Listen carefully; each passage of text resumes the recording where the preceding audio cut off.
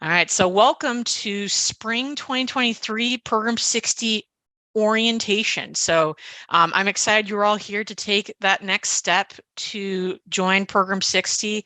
Whether this is your first time joining us and you just registered to be in the program, or maybe you have been in the program for many years and you're joining us for a refresher on some processes that maybe you want to get a little better grasp on.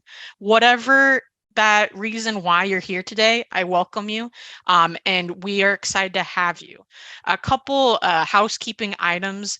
I will be monitoring the chat, so feel free to, ask any questions you may have. I am going to do my best to answer them where it seems fit through the webinar, but if I don't answer it right during then, I plan on going at the end of this webinar to go over those questions. So that's just a couple things.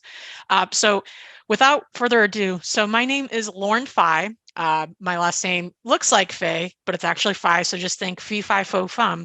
And I am the Academic Program Services Analyst for Outreach Programs at The Ohio State University, but I oversee Program 60 here. And so I am your main point of contact. You may interact with some others on my team that assist with enrollments or any assistance with just things in general about navigating Ohio State University. But I'm here as a direct source for information, and I'm here to help navigate you through all the technologies and all just the process in general that Ohio State requires for anyone that's engaging in classes on campus. The reason I'm here at Ohio State is I previously worked in long-term care. I've always had a passion about helping others, finding meaning later in life. And so when I kind of came into higher education, I saw that, Program 60 is a really great way for those that are 60 and older to take classes on campus. And what better way to, keep on continuously learning, because as we all know, we can learn at any point of our lives. And so this is a great way for you to kind of engage, and I'm excited to help you through this. So for those that have joined previously during our information session, some of this is going to look very familiar. And so this is kind of maybe nice if you've had issues up to this point of, maybe you see something that wasn't covered at the information session or just in general. So I'm going to briefly go over this. This is just the history and eligibility requirements in case you weren't able to join us during the information session that does cover this. But this is just so that way, if you are just joining us and you haven't done the registration, which is the application to join us, this is kind of your head start on that. And so we're going to cover this just a little bit so you understand a little bit more. So Program 60 has been around since 1973. It is a program for those that are 60 years and older. It is instructor permission space availability basis.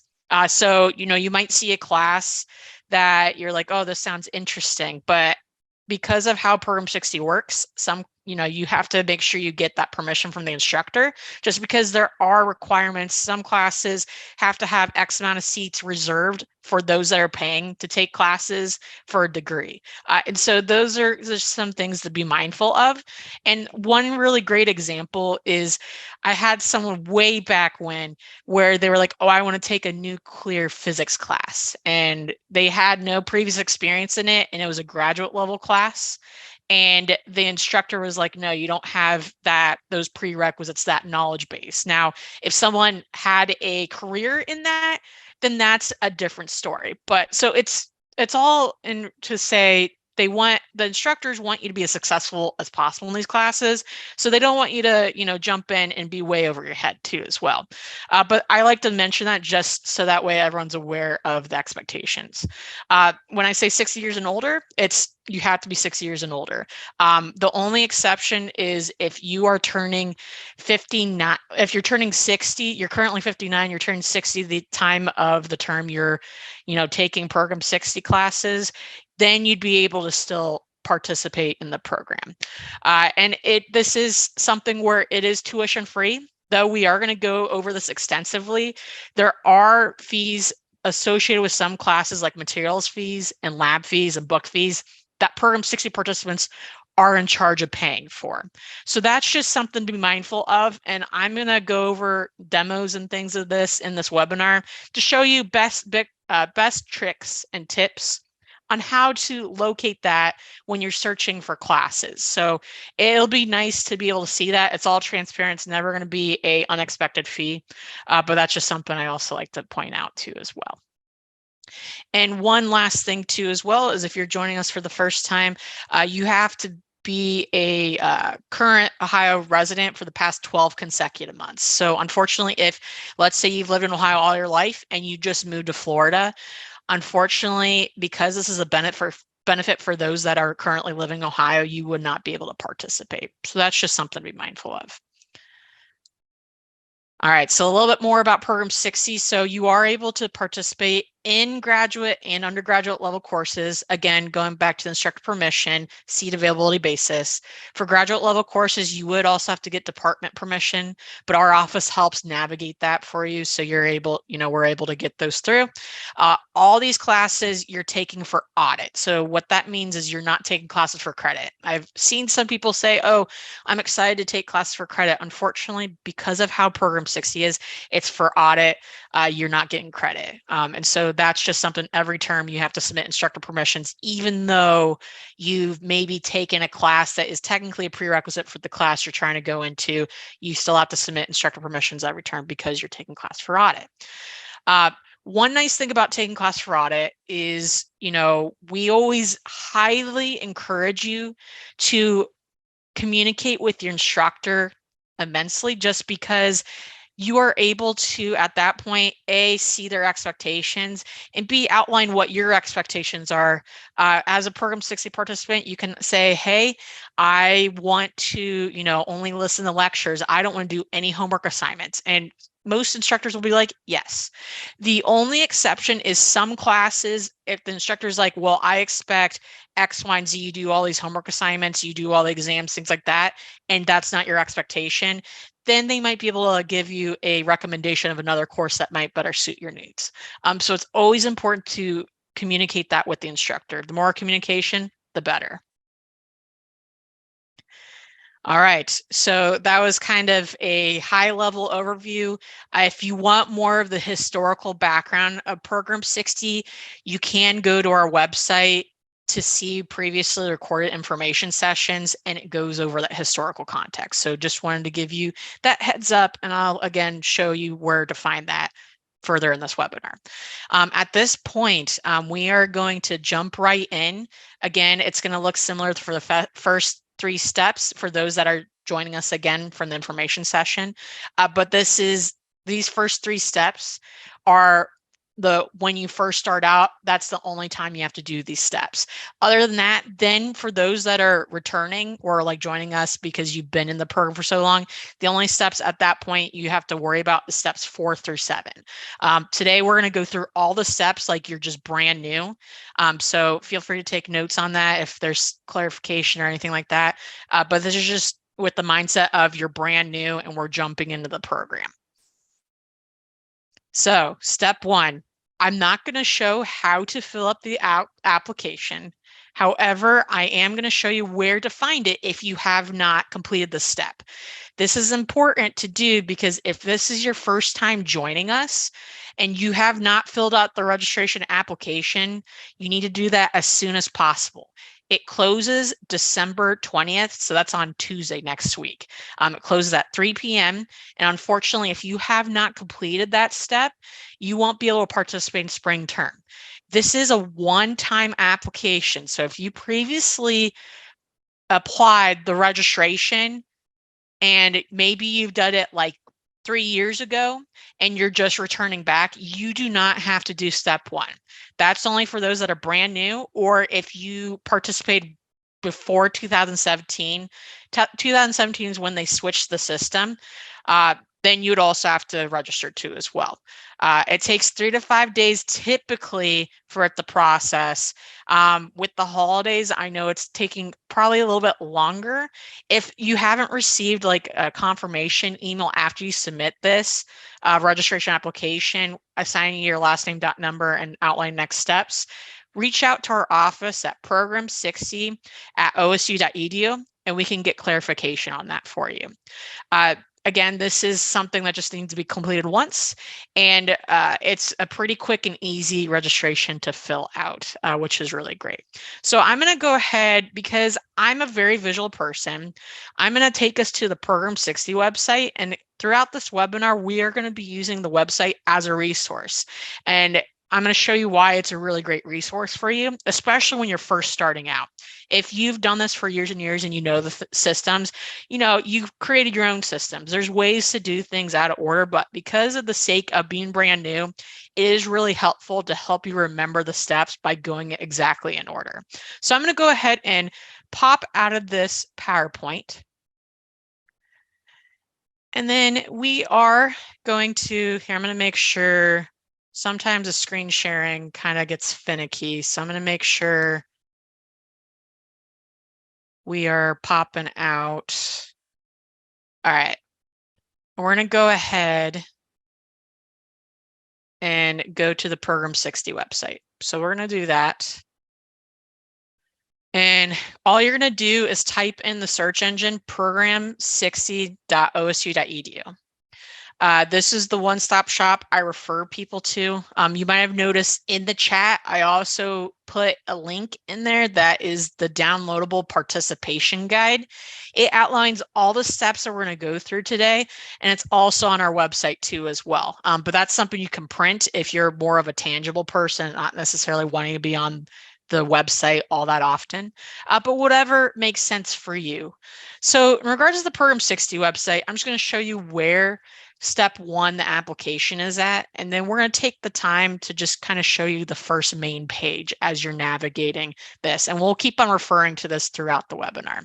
So to find the registration application, you are going to go to the Participate tab, and the Participate tab is the area where you're always going to refer to when you're going through the steps to process and be in Program 60 and enroll in the class. So since it's your first time and let's say you haven't registered, you're going to go step one, which is complete program registration. And it's a scroll right here to this page. And right now, this section right here just states that, yes, this registration application has been open from November 22nd and it closes at December 20th. So that's something to be mindful of. If, let's say, you decide I'm not going to register, apply to be in the program until future terms, then you can come back to this page and look at the dates once we have it updated. We put updates on here, things like that. The registration application is only open during 3 times of the year. So let's say after December 20th, you're like, oh, I still want to register. Unfortunately, you won't be able to until the next registration application period opens back up. But you're just going to come down here during the period where it's opened up. There's going to be a big red button right here. Always. And you're just going to click that, and it's going to prompt you to put that information in. And again, always refer to the information session recordings if you have questions filling out the application registration. So that's just something to be mindful of in regards to that.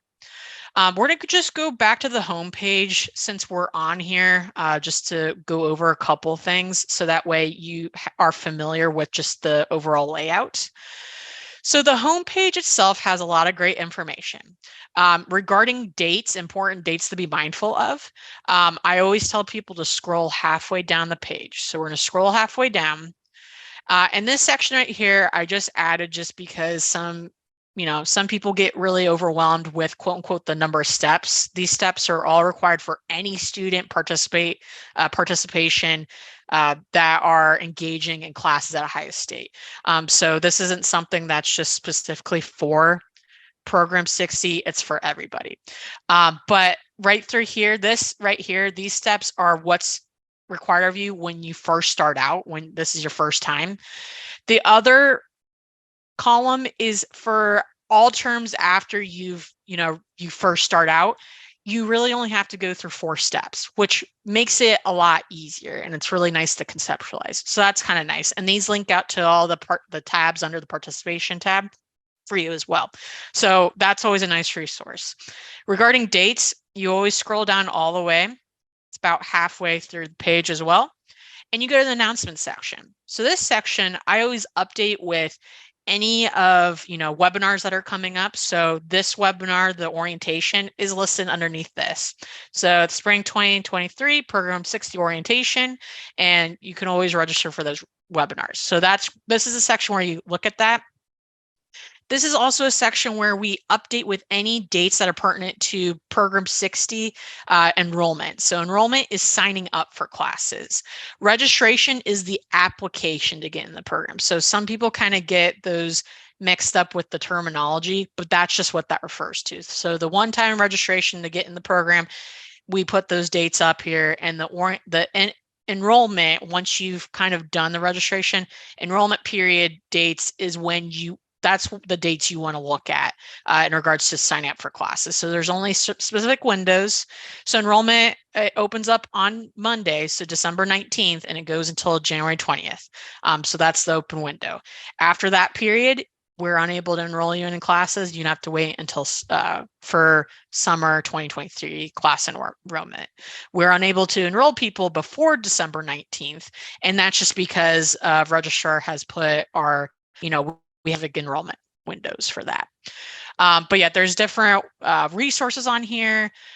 There's also, we have standards, all university standards for student code of conduct. This is the link to see that.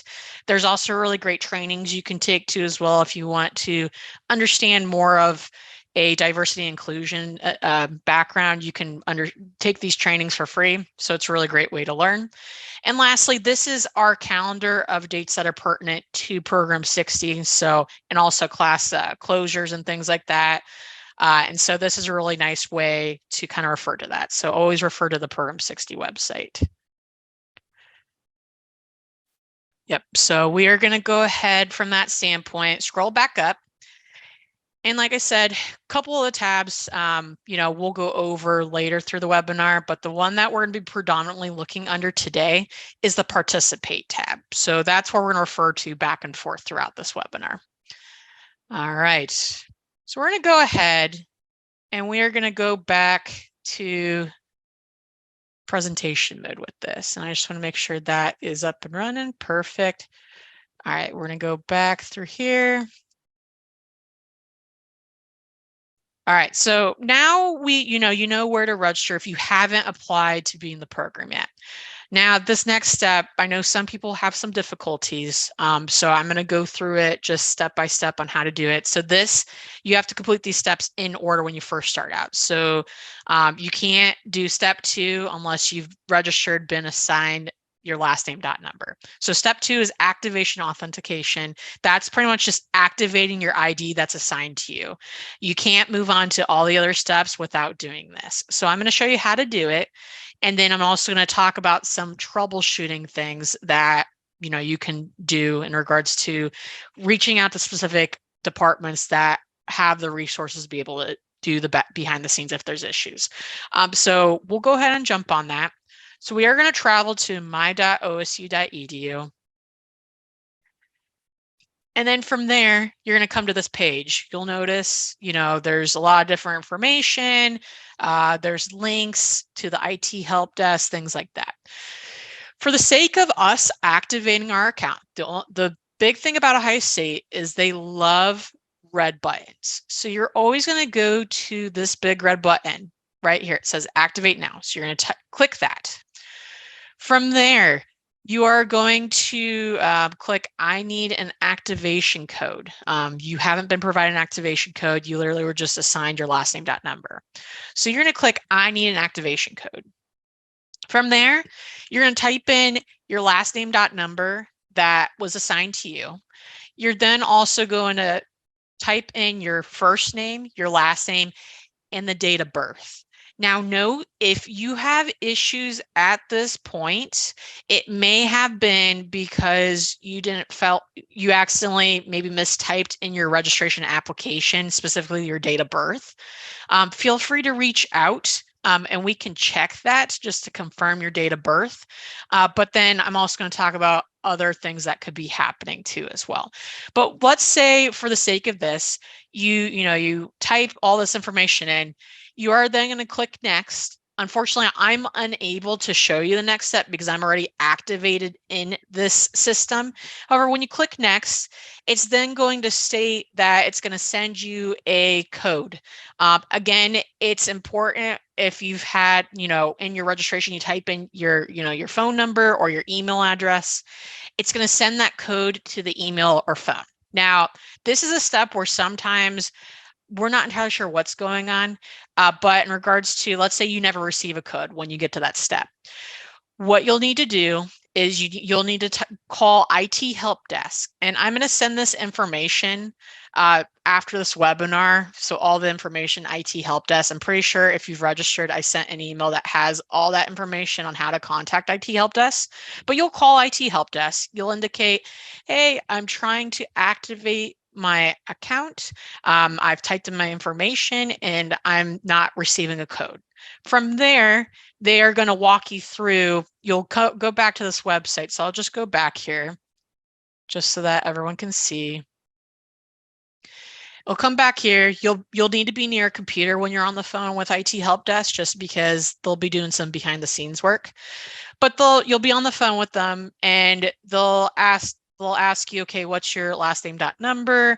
And then they'll ask what's your phone number, like your cell phone number. From there, they will authenticate potentially that way. Or what they'll do is they'll send a code like over the phone. And what they'll do is have you type in your last name number and then the password right here, and then click login. And then it'll prompt up a page where then that allows you to set up your password and totally activate your account. So that's a couple things with that. I see in the question chat that you're unable to activate my.osu.edu. Daughter's an employee at OSU. We might have a similar username. If you want, you can always email me program60.osu.edu and just outline what your last name number is and what potentially what theirs is, and just see if there's that difficulty.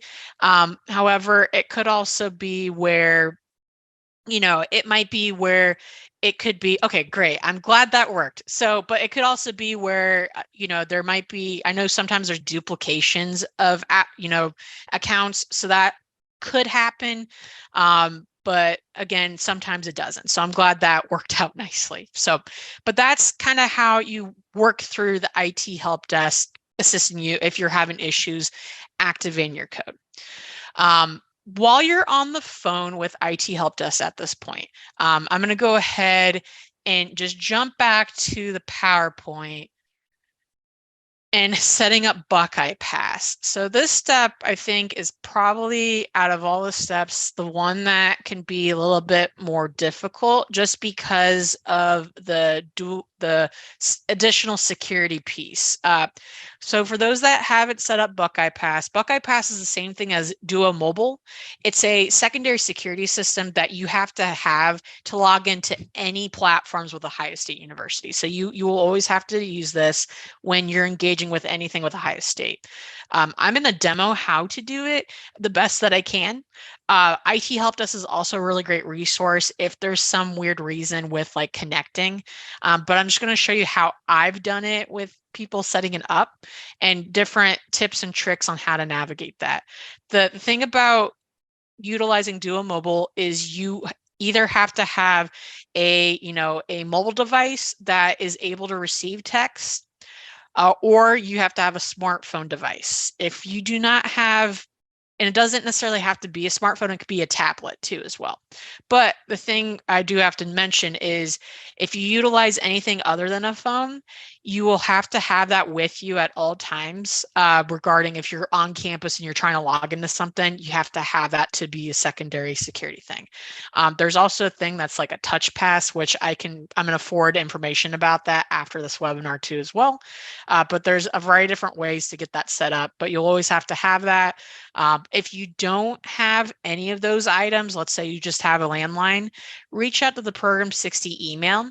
And from there, what we will do is we will forward you the information on how to get Duo tokens. And that's something, you'll have to set up on your own. But basically, it's a a token that has a code that's set for a whole term, and you click it every time when you log in, and you have to type it in. But again, that's something that if you don't have a smart device, reach out to me, and I will forward you that information on how to set that up. So, all right, we're going to go ahead and we're going to go to back to the Program 60 website, just because I want everyone to kind of get used utilizing the website. So we're going to go to the Program 60 website. And again, we're going to go to the Participate tab. So the Participate tab is your best friend during this process, especially if this is your first time engaging. So you are going to go down to step 2. Obviously, we already activated our account, just in theory, and now we're ready to set up Buckeye Pass. So you're going to scroll down, and this is kind of the steps on how to get set up with Buckeye Pass. So we're going to click this visit buckeyepass.osu.edu. And then we are going to get to this page. This has a lot of different information in regards to different ways to use Duo Mobile Buckeye Pass.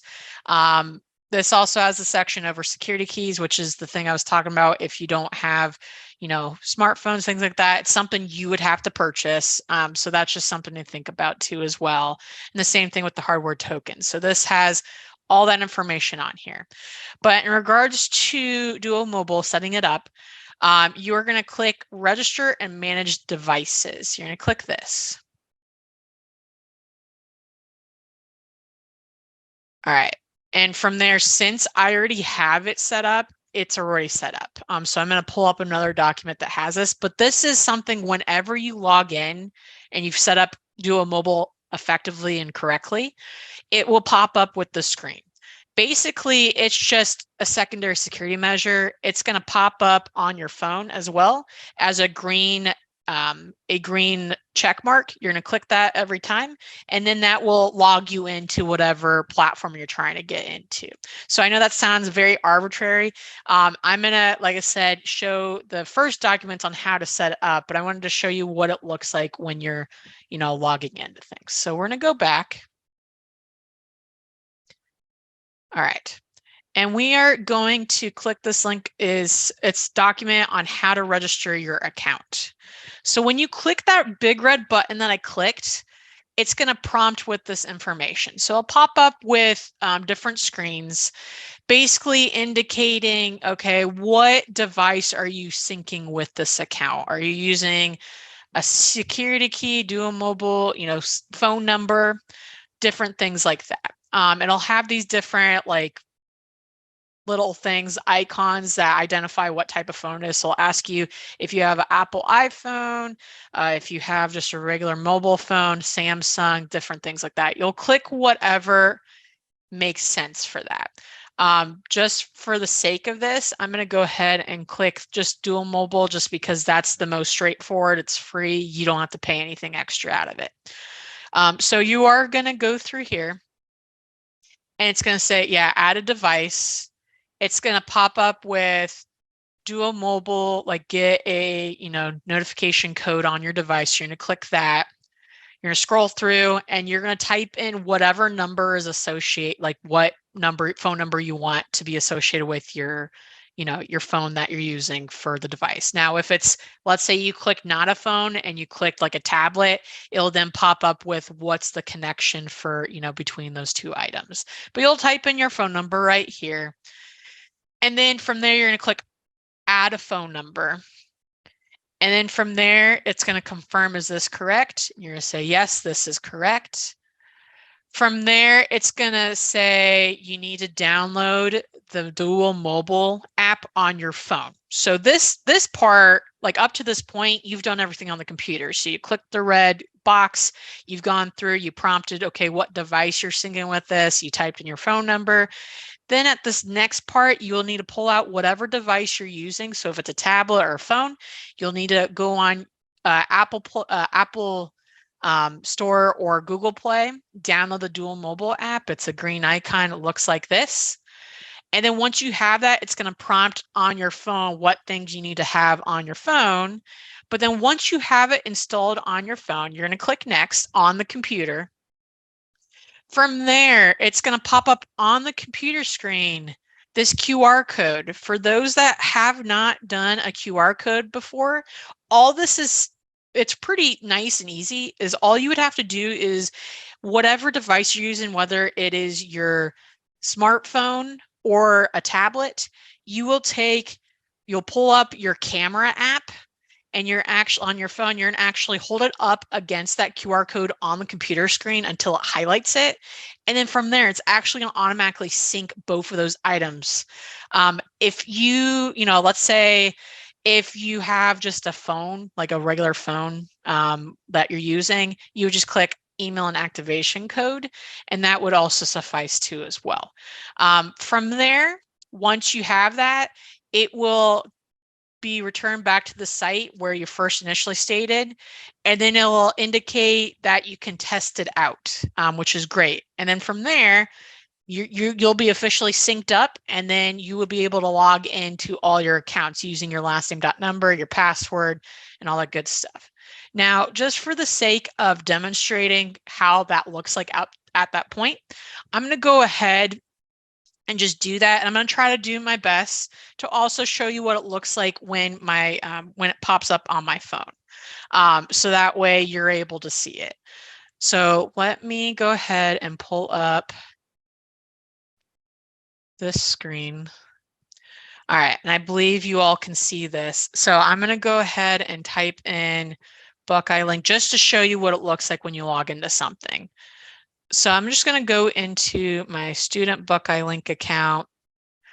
From there, it's going to pop up with the screen of the Duo push. So it's going to pop up. This shows my last 4 digits of my phone number. It's then going to send a push to my phone. So I'm going to go ahead and I'm going to pull up my phone the best I can using the small camera on my computer. And I don't know if you can kind of see it, but it's going to pop up like this on my phone or device. From there, you're going to click the green check mark. And once you do that, it's going to then pop up with this where it says, do you trust this browser? Now, this is important because let's say you're on a public computer and you don't want them to be able to log in, your stuff, then it will click on that. And I'm going to do that just so that way you can see it. So no, I don't trust this browser. And from there, what that means is if you're on a public computer, it's not going to save that as a computer that you can log in. It's going to ask you every single time you log in. Now, if you say, yes, I trust this browser, then once you do that, you won't have to do the Duo push again for the whole day. You'll have to do it at least once a day. But if if you're logging in different things, best practice is to say, no, I don't trust this browser. So voila, that's kind of how you get into Buckeye Pass regarding setting it up. Now, again, like I mentioned, I'm going to click out of this stuff. Like I mentioned before, it's definitely something where if you're having issues at all with, like, let's say your phone or your tablet or your mobile phone is having issues receiving any like syncing, or if you're having issues setting it up, when you're on the phone with IT help desk activating your account, I would recommend also having them walk you through on how to do the Buckeye Pass, because they're able to set you up with the right tools, things like that. So that's kind of a really nice thing to be able to have them. And they'll be able to give you different resources if, there's different things that might work out better for you. Because at the end of the day, they want to support you as much as you can, since this is an extra security measure. So that way no one can, get into your account, and it wouldn't be too good with that. So, and so a couple questions I see. So regarding, I just have an iPhone, did not use Duo. Is that okay? So if you use like a different, like if you're using like a hard like token or different like that, then yeah, if you're able to log into things without it, then that's great. That means you have a different security measure. But regarding, every single person that you can use an iPhone to log in using Duo Mobile. So that's just something, to be mindful of. You can always call IT Help Desk with anything like that. And I just realized you couldn't see my screen. So that's awesome. So I'm going to go ahead then and try to do that one more time, just to see regarding the Buckeye Pass stuff. So I'm going to go ahead and go back, because that's a great thing. And I believe that was just to see what the login information would look like jumping in. Of course, that logged me in. Okay, we're going to try something else. Let's see if this will work.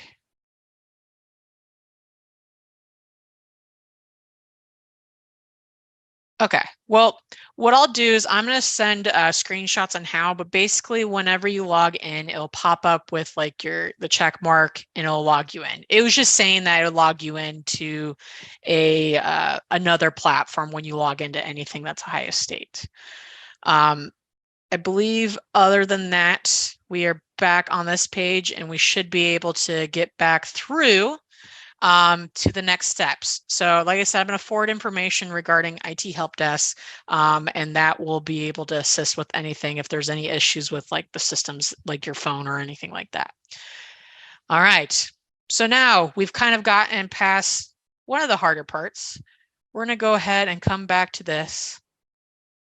And now this is setting up Buckeye Mail. So I do want to stress that all Ohio State University communications go to your Ohio State email. So once you've activated your account and you've set up Duo Mobile, you have access to your Buckeye Mail. Every single student account has Buckeye Mail. So all university communications will be sent that way.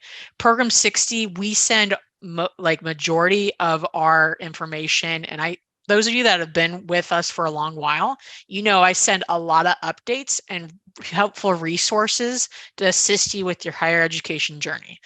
So unfortunately, the university won't really communicate with you with any other emails regarding any updates. Now, instructors will communicate with you if you and say, hey, I want to, talk with talk with the instructor. I want to be able to, talk with them with my Gmail or whatever email account. From there, they're able to talk that way. But that's on an as needed basis. Some instructors will only communicate with you through Buckeye Mail. So I'm going to show you how to set this up and log into it and all that good stuff. It's a pretty easy step regarding engaging with it. Now, I know there have been some issues with some people that maybe have worked with the university in the past and they already have a other Ohio State email. The nice thing about IT Help Desk is when they recognize that someone has been with the university and has a previous Ohio State email, you'll have two emails, the Buckeye email as well as the OSU email, and university communications will actually go to both. So that's a really nice thing about that. However, I always highly recommend and encourage you just to log into your Buckeye Mail at least once a day, especially during the term. Now, leading up to it, if you want updates and things like that, you can look into it, maybe not as frequently. But again, I highly recommend looking at this just because you don't want to miss out on anything. And, that's just something best practice for that. So I'm going to show you how to go to your Buckeye Mail. So we're going to go back to the Program 60 website because, again, it's a great resource. You're able to check it out, things like that. So we're going to go back up and we're going to go back to the participate tab because again, we're just referring back to this. So we're going to go to step 3. So once you've done step 1, step 2, so activating and setting up Buckeye Pass, you go to step 3, which is log into your Buckeye Mail account. So we're going to click that. From there, it just comes to this page and it's going to pop up with these two things. Now, the nice thing about this is all you have to do to set up your Buckeye Mail is literally typing in your last name, .number that you were assigned, and then have additionally after it at buckeyemail.osu.edu. And then the password is whatever your password is with your last name .number. So That's really nice because once you do that, it automatically syncs and you get logged into your email. So I'm going to demonstrate that using my email. So we're going to go ahead. I'm going to copy and paste this, I believe. And then we're going to go ahead and try to do this one. I'm going to share the new thing. And then we're going to type this in. Let's type in buckeyemail.osu.edu. It's going to pop up with this screen. When you click that link, it'll pop up with this. You are going to type in that email. So we're going to type in, we'll just try mine just to see. So phi.23@buckeyemail.osu.edu. We're then going to click the next button. We're then going to type in our password that we set up when we activated the account. So in step 2 when we did that. So we're going to type that in.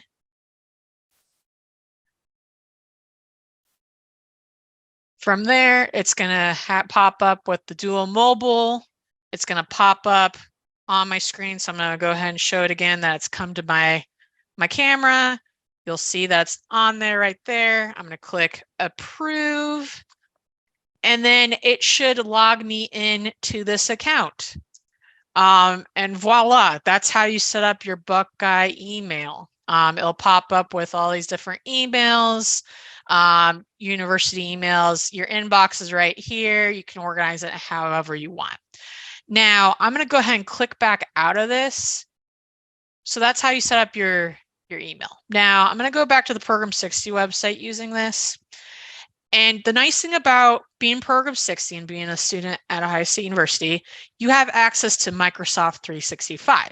So if you don't have Word or any of those things, you automatically have it, being a Program 60 participant. So I'm going to show you how to get to that. So that's where you can type up any assignments. You can, use Excel, any of those different things, all one-stop shop. So I'm just going to go back to that area. And now, no, some people are like, I already have that on my computer. I don't necessarily need to use it. That's fine. It's not a requirement, but it is nice that you have access to it because it is cloud-based, so it all gets saved. And it's a little bit easier to interact with classes when you have it on there. And I'll show you what I mean by that further on in this webinar. But we're going to go back to this step. And then we're going to go to where we just set up our Buckeye Mail. Microsoft 365, it's the same thing, logging in using, your last name .number at buckeyemail.osu.edu. But you're going to click this link right here, and it goes to this right through here. Now, this is like the one-stop shop of like all the different applications that are within Microsoft 365. It looks overwhelming, but you don't have to use all of them. It's just what's available to you. These different boxes have different help guides with them. So if you aren't as familiar with, emails or different things like that, then that's just, this is something where you can go and it shows you how to use that. Same thing with any of these other apps. But to log into your Microsoft 365, you can click this link right here. So the Microsoft 365.osu.edu, or if you're getting really good at it, you can just type that into your browser. So I'm just going to click it, and it's going to pop up with this screen. Now, note for the email, if you just want to look at your email, the same thing that we did when we set it up, you just click here and it takes you to your email. Now, since we're looking at just Microsoft 365, just how to access that, you're just going to click this big red button because Ohio State likes big red buttons. You're going to click that. And then from there, it's going to pop up with, this is your one-stop shop of anything and everything. These are some assignments I had in the past. There's different apps. I can go to this up here and it shows different things that I'm interacting with. I can download different apps, but it's really nice, just one-stop shop to be able to access all that. But the assignments would pop up here that you've logged in, used, things like that. But yeah, I did see in the chat about if you can sync it with any other emails. So you can, however, and I strongly encourage you to take this very, I highly recommend not to do that. And I know that's inconvenient. However, because Ohio State has security and things like that, you might not receive some of those communications, and you're going to end up, not being able to recognize those. And it might be where maybe an instructor is trying to reach out to you and you don't receive that. That's kind of a problem. So that's why I highly recommend you to log into your Buckeye email once a day at least. And so I will show, like, I'll forward that information how to do that. But again, I highly recommend and encourage you not to do that. And that's just simply because we don't want you to miss out on communications. We send all of our communications to your Buckeye email. And so that's just something that we highly encourage you not to do. All right. So we're going to go ahead and click back out of this. And we're going to go back to this screen. All right, so we're going to go back to our screen. And then we're going to go back to the PowerPoint. So assuming we've gone through Buckeye Mail, activating our accounts, then I have Duo Mobile. Now we're getting to the really good, juicy stuff. So this is the fun part. Now you've set up those first 3 things. You won't, from that point on, after you set that up, you will never have to set that up for all other terms. So once you've done that, next term, you'll just have to focus on doing steps 4 through 7. So you've hit that part. It's pretty awesome.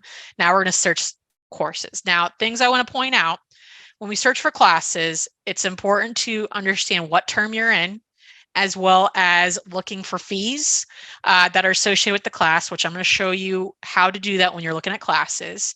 And we're going to navigate utilizing 2 different systems.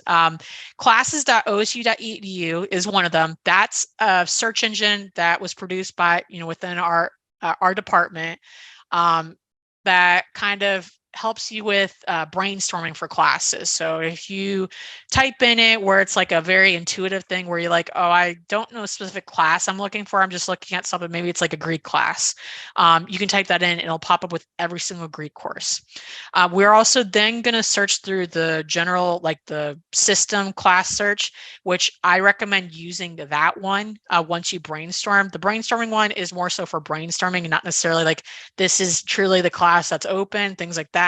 The system one that I will show secondary is the one that you should focus on once you've kind of collectively looked at what classes you're looking at. And that's just because sometimes the database, the classes.osu.edu, isn't fully updated. There might be, seats that they might be saying there's seats available for that class, but then when you go on the system's class search, it's not available. And so I'll show you how to do that too as well.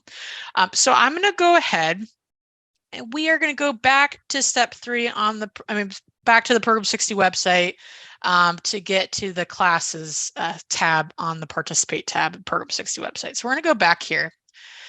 We're then going to go to the Participate tab because it's our friend. We are then going to click step 4. From here, some of the information I indicated, like I stated, is all underneath here, so you can always refer to it. So it shows the 2 different class search engines that I was referencing to. From there, we're going to go ahead and we're going to first start brainstorming for classes. So I'm going to click the classes.osu.edu one. That's the brainstorming one. Couple things to mention when you log into this. So it'll first pop up like this, really nice, easy. You're going to want to make sure you go onto this side, make sure you click the right term. So we are in the right term, spring 2023. Of course, for all future terms, you just have to make sure you need to look at that. From there, if you decide I want to take a class at another campus, you can. You just have to make sure you click that. Just because I'm located in Columbus, I'm going to go ahead and click the Columbus tab right here. From there, I am then going to go ahead and let's brainstorm classes. So just because I'm very, let's say I look very inquisitive and I like art. So I'm going to type in, let's say I want to do an art class, maybe specifically contemporary art. I'll type in contemporary art. I know it's very specific. So we'll type in contemporary art. And once you click enter and submit, it's going to pop up with every single class that has a, the keywords contemporary art in it. It may also just type in any classes that have art, whatever that might be. Another thing I would like to mention too as well is, let's say you're only looking for online courses. Once you kind of submit and kind of pop up with some of those populated, selections, you're going to want to look on the right-hand screen. And you're going to notice, we did select spring 2023. There's the Columbus campus.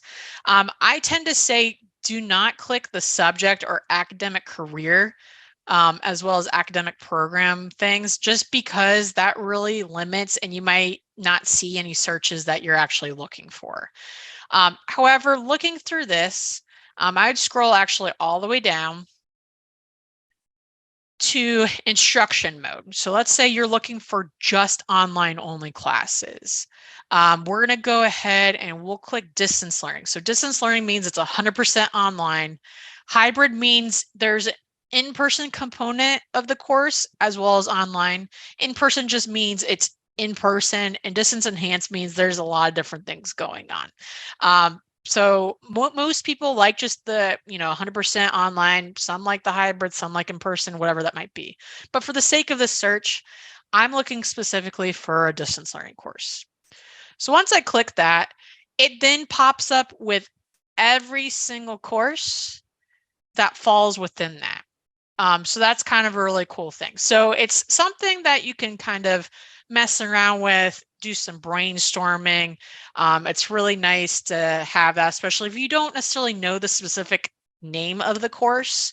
That's kind of a really cool thing to have. Another thing that I'm just going to type up while I have, thinking about it, and I'll send it in the email I send after this webinar, is I'm going to go ahead and show you how to find it's pretty much a catalog of all the courses for the whole academic year. Some people like looking through it. I kind of get overwhelmed with it. But again, some people like having that access. So whatever that might be. So to get to that, you'll just type in register.osu.edu. And again, I'm going to send this via email. You're then going to get to this page. This has some dates on here, but like I said, always refer to the Program 60 website because we have the calendar for that. We're going to go ahead and we're going to look on the right-hand side through here. From there, we're going to go to the section where it says course and class information. We're then going to scroll halfway down the page until we get to the section where it says course catalog. And for the sake of this year, we're looking at the academic 2022-2023 year. So you're going to click that link, and it's a downloadable catalog of all the courses for the academic year. So that's just one way to look at that. Now, like I said, I'm going to send this to you in the email, so you don't have to necessarily look, but I just like showing people where everything's at, just because knowledge is power. We're going to go ahead and click out of that, and we're back at this class search. So once you've kind of navigated how to look at this, kind of looking at how to search this class, then we can go to the secondary one. Now, I see a question about class searching, so I'll go ahead and do it. Now, it does sometimes. Sometimes it really just depends. And I hate to give you a very vague answer. You kind of have to experiment with it. It is a search engine that pops up with different things. I can try it right now just to see what happens.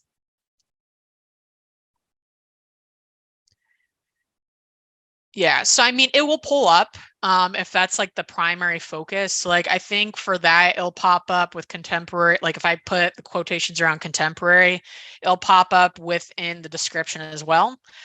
So that just means it's probably a very high level of this is what the focus is on. But I usually, you can play around with it and see.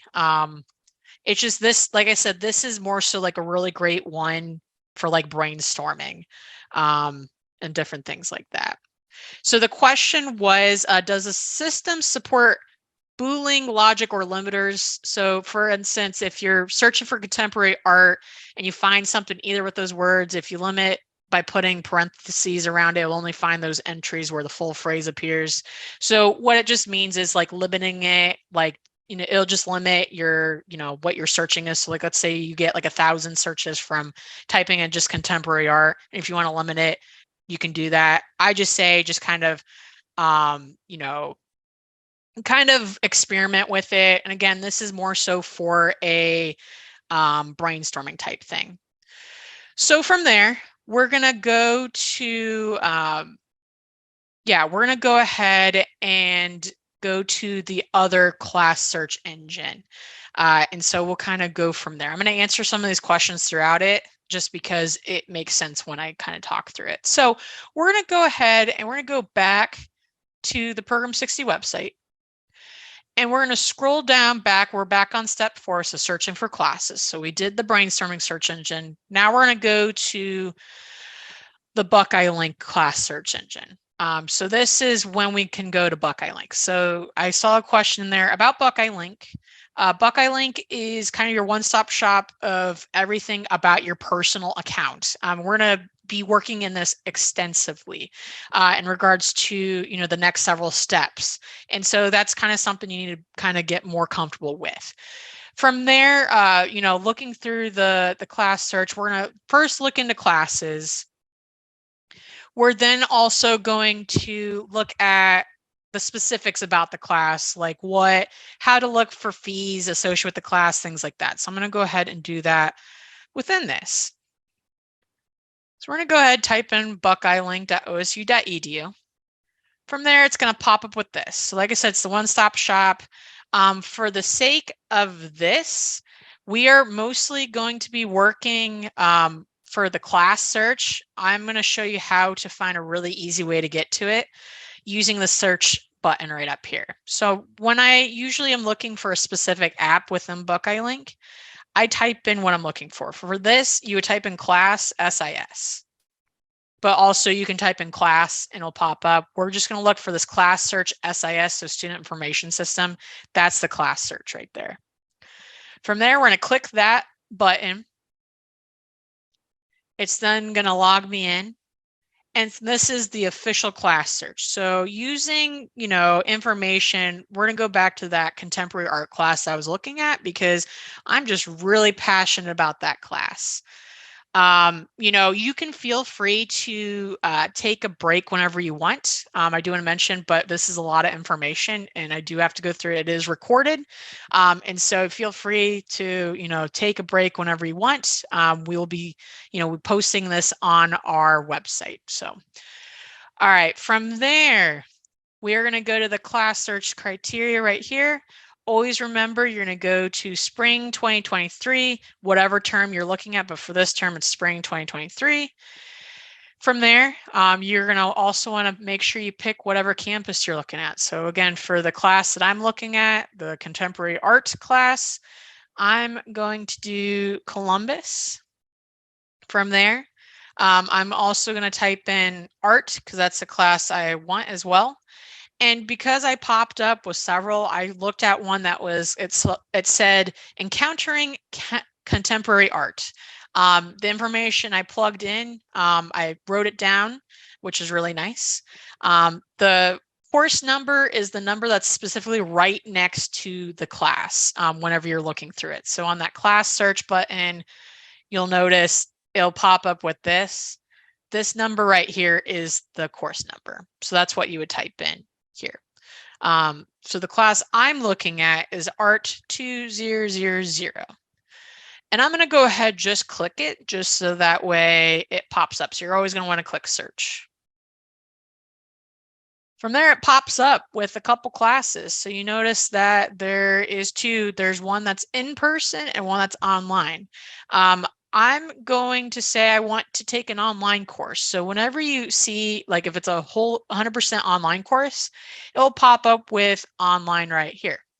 Another thing I want to mention is how to determine whether or not a class is closed, it's open, waitlisted.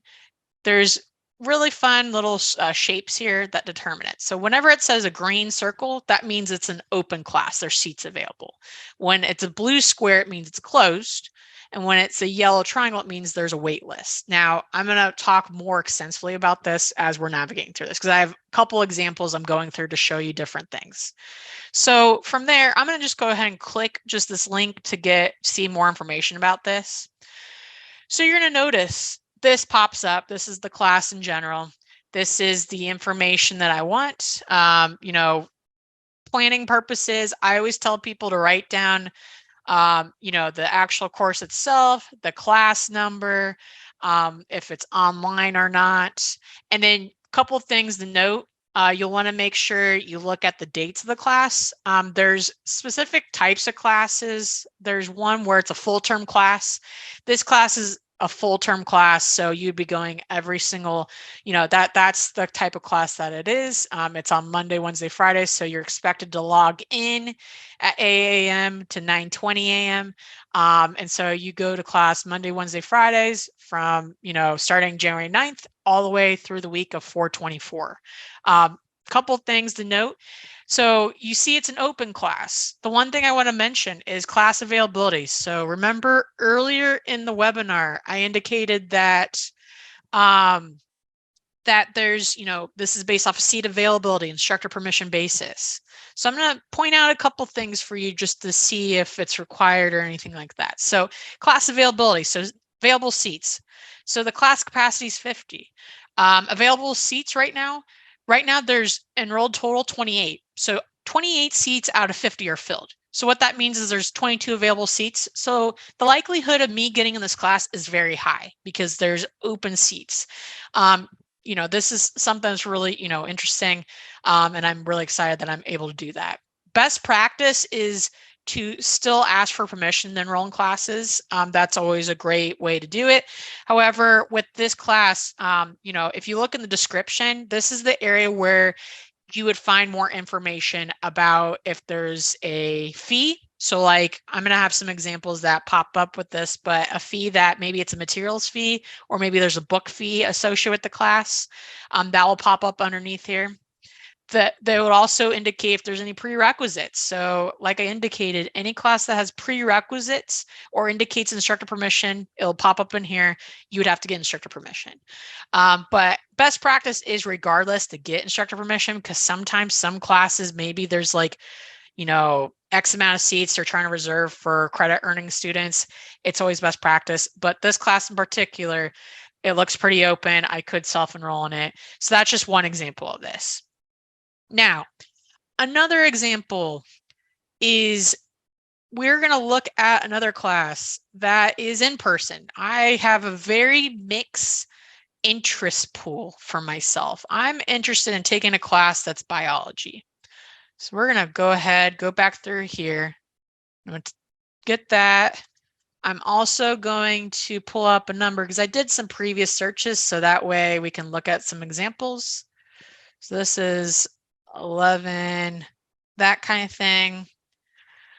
So the nice thing also about this I wanted to show you is if I want a very specific class, so like if I have information or if I'm looking for a specific instructor, if you click this green like triangle right here, it will pop up with other sections to fill out. Now note, I recommend not really using this section right here, just because it does sometimes limit, and sometimes these courses don't have, specific things embedded in it.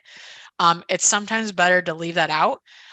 This section right here, instructor last name, if you have an instructor last name that you know of, you can type that in here and it should in theory pop up. There's also, class number, which we'll get into a little bit more. And then class location, mode of instruction, is where you could go through and search a specific class, if it's in person or online, things like that. So I'm just going to put this in here just so we have it. And then I'm also, because I know the section number, I'm going to type in this class number 17609 is what I'm going to type in here. From there, it pops up with the class. I was trying to find a biology 1101, which is intro bio, and it's with James Chichery. So I'm going to go ahead from there and I'm going to click on that just to get more information about it. So you notice there's a lot of different things on here. That's why I wanted to pull this up. So you notice again, looking up here, there's, there is a lab associated with this class. So you would also have to account for that lab. There's also, it's in person and it meets on these days and it's a full term class. Now, this section right here, enrollment information, sometimes they have it there, sometimes they have it through the description. It really just depends. Now, the class attributes right here, it outlines any fees that are associated with the class. So this is what it looks like if there's a fee. You would be expected to pay this. So if you're taking a class at Columbus campus, you would be paying $134. There's also, it appears, that all the other campuses, there's different fees associated with it. So that's just something to be mindful of. And as you can notice, there's also this where it says prerequisites. So that means automatically you have to submit instructor permission for this class. You can't self-enroll. And we'll show you how to do that on other steps once we get to step 6 for enrollment. But this is just, just different information, but that's something, to be mindful of is maybe you're trying to look out, not take as much, paying for money, things like that. That's just kind of something interesting about that. So through Program 60, because of how it's actually state guidance. So the state of Ohio actually has state legislation indicating that Program 60 participants have to audit classes, and each university has different policies in place regarding different ways of doing things. Because of the fact that you are within the program and you are listed as a student in the system, you're actually officially enrolled on the class roster as an auditing student. You still have to submit instructor permission, even if it's quote unquote your auditing class. And this is just because you're in the system. If you do it without doing it, if you talk with the instructor, say, I'm going to show up a class, you're just not with Program 60. You're just auditing class without being Program 60. And you'd be expected whatever X amount. You don't have all these different resources. So that's the difference. The difference between class number on SAS versus classes. So the class number itself. So this class number right here specifically is for our office purposes. That's the identifier of that specific section of the class. So like this class number right here, course number right here, sorry, I keep on switching out the terminology. This is what the general class is numbered in the system. But for this specific section, this class number identifies, okay, this class that meets Monday, Wednesday, Fridays with James occurs. This is the class we're looking at. So that's kind of the difference. Classes has that information, but looks a little bit different. All right, I'm going to do another one just so you guys see a couple things. There is one where it says a digital class fee. I'm just going to do this quick, easy thing to be able to get through that. So don't mind me. I'm just going to clear this out. And then we're going to type that in. Okay, that was not correct. All right, I guess we'll do this way.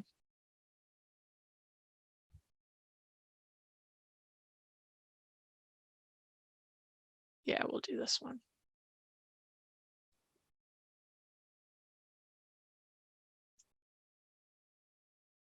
I guess I got to type in French. All right, we're going to type in French, see if that popped. Oh, it's because it's online. Okay, we're just going to do this.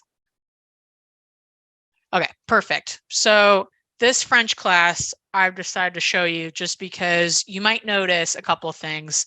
So it is an online class, but it says to be announced, instructor be announced. And you're probably thinking, why is there not an instructor? And why is there, specific things? Well, for instance, you might see that because sometimes they don't put instructors in until the last minute. It also could mean where it's a class where you meet, and it could be a class where it's asynchronous. So you log in during this time, but you're able to do certain things. So there are classes where it won't pop up with the time. So if you never see a class where it doesn't have days or times to meet up, and it's online, that means it's a class where it's self-guided, where you don't have to log in at a certain time. You can just jump on and, of course, complete the assignments when they're due, but it's not like you have to jump in on a lecture at a certain time. So that's just something to be mindful of. This class in particular, I do want to mention this right here. So this is very important to keep an eye out when, checking emails. So referring back to your Buckeye email, I sent a lot of information about this. Digital textbook fees, classes have these fees associated with it. Now, there's a thing where if you do not want to utilize the book, if it's a Carmen book class, and best practice is reaching out to the instructor to confirm if it's a good idea to do that, or if they highly recommend you to utilize it. But if you do that, there's a way to opt out and you wouldn't have to pay that. However, if you log into the term, you log into the book once and then you say, I'm dropping the class, unfortunately, you're still going to be charged that because you logged into it. The only exception is if you never logged in, or like, let's say you enrolled in a class, never jumped on, and you drop the class and it's on there, then, there's things we can do. But opting out of this is usually the first Friday of every term. And I send information about this via email extensively, so look out for that. All right. And then lastly, all right, just for the sake of time, I'm going to go ahead and jump on, but we kind of all agree with, looking at the different things. This class is open. You look at the class availability, things like that. Now, I did see a question in the chat in regards to, wait list class. Maybe there's a class that's wait listed, or if it's closed, it doesn't make sense to submit instructor permission for that. It depends. I always say, when in doubt, submit instructor permission. So, like, let's say there's a wait list on on a specific course, or it's closed. If you try to enroll on a wait list, you're gonna be placed on the wait list. And let's say the wait list is like 50 people. Chances of you getting that class is very unlikely, especially if you're on, very bottom of the list. However, if you submit instructor permission, which I show how to do that in a little bit, you are then able to potentially, the instructor might say, yeah, I can let you enroll, and our office will be able to process the enrollment and take care of that for you so you can get in that class. So it really depends. Closed classes, it's less likely to get into, but again, the worst that could happen is they say no if you submit instructor permission. And if they say yes, if there's enough seating available, or if based off fire code, there's enough seats that where if you can roll over, over close, if there's enough seats in there, then, that could that could happen. But again, it's one of those things where it just depends on how badly you want to get in the class or taking a risk. I always recommend having backup classes in case you're unable to get in class. So just heads up with that. Oh, no worries. There's no dumb questions. I love questions and it's great to answer that. So, all right, so we're going to go ahead and go back. And again, these are recorded, so you can always refer back to these questions. So we'll go ahead and we'll go back to the PowerPoint. So once you've searched for your classes, I've showed you different things, how to see if there's fees associated with a class, how to search it on both engines. I did want to pop up to a great way to, just for the sake of time, I'm not going to go fully into this, but a great way is if it's a class that's been around for a long time, you can actually look at previous syllabuses using this database. So I'll just click on it just so you can see what it looks like. But syllabuses are a great way to know what information is going to be covered in a class, especially if some of the descriptions are not as helpful. So this is really nice. You can also access this through Buckeye Link. Anytime it pops up, you can just click start. And it'll pop up with this little screen right here, making sure you fill out the right different things. And then from there, you can type in, let's see, I'll just type in art, see if they have anything. I don't know a specific course number, so I'm just going to, well, actually, I'll just do 2100, see if there's anything on there. There isn't particularly anything on this specific class I just chose.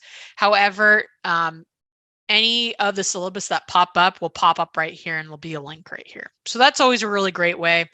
Another great way is just reaching out to the instructor directly and to be able to, be able to communicate with them, just because sometimes things change depending on the term, and they'd be a great way to engage in the class. So this is just a really nice way, especially if you're type person that likes to look at classes at all angles.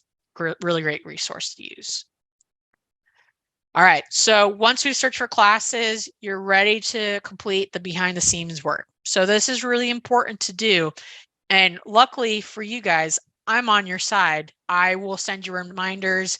If you submit instructor permissions, I typically check individuals' accounts.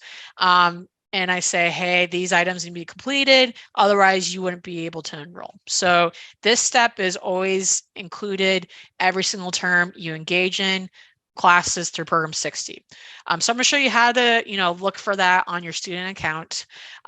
These to-do list items are typically, it's a financial responsibility statement, which basically just identifies that, yes, even though Program 60, you're not paying for tuition, you will pay for books or materials fees or lab fees that are associated with High State University in the class that you're enrolling in. That has to be completed every term. Otherwise, you won't be able to enroll. So that's one thing that has to be completed. Another thing that has to be completed is the COVID-19 vaccination or exemption requirements. That has to be completed in order to take in-person courses. Now, if you're taking 100% online, that's a different story. We do highly recommend you to still upload that information. However, at that point, if you're taking 100% online, our office every term will have to enroll you in classes, regardless if it has prerequisites or not. So that's just something to be mindful of. So that's another thing to do to the to-do list.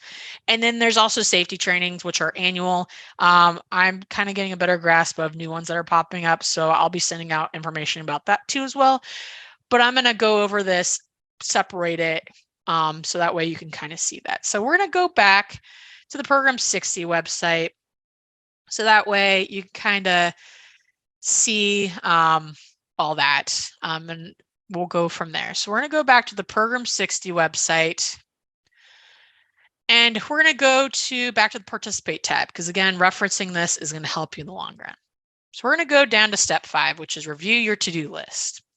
From there, it's, you outline it. I pretty much just talked about all the different things. There's screenshots on how to complete the COVID-19 stuff. But again, I'm going to demonstrate this. So it's going to be really nice.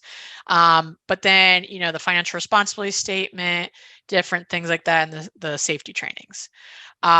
I did see a question in the chat about the other vaccinations. So this is a section where if you take more than 6 credit hours a term, so every term, if you take more than 6 credit hours, so that's equivalent of like more than 2 classes typically, then you would need to reach out to Student Health Services to kind of navigate on what supplemental vaccinations are required. Now, as long as you take less than 6 credit hours or, 6 to less, you don't have to worry about this.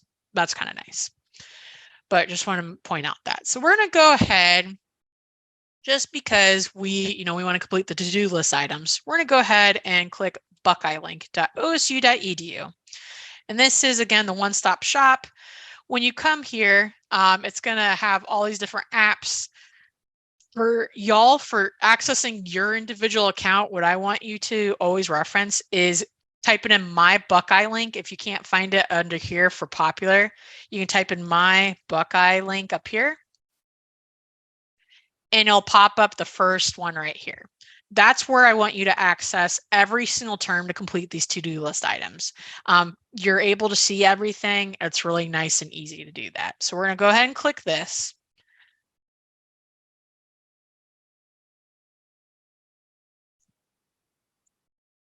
And we are going to log into my student account. Now, mine looks just a little different because I'm not enrolled in a term. So this is just so that way you can kind of see things. But this is what it should look like when you log in through that My Student Buckeye Link account. From there, you're going to kind of look specifically for to-do list items. You are going to want to look on this side. So it's the second box on the right-hand side under to-do list items. Now, what I recommend doing is sometimes it doesn't list everything that's, included on that to-do list items that you have to do. So I always just recommend everyone to click the more link because then it'll pop up with every single thing.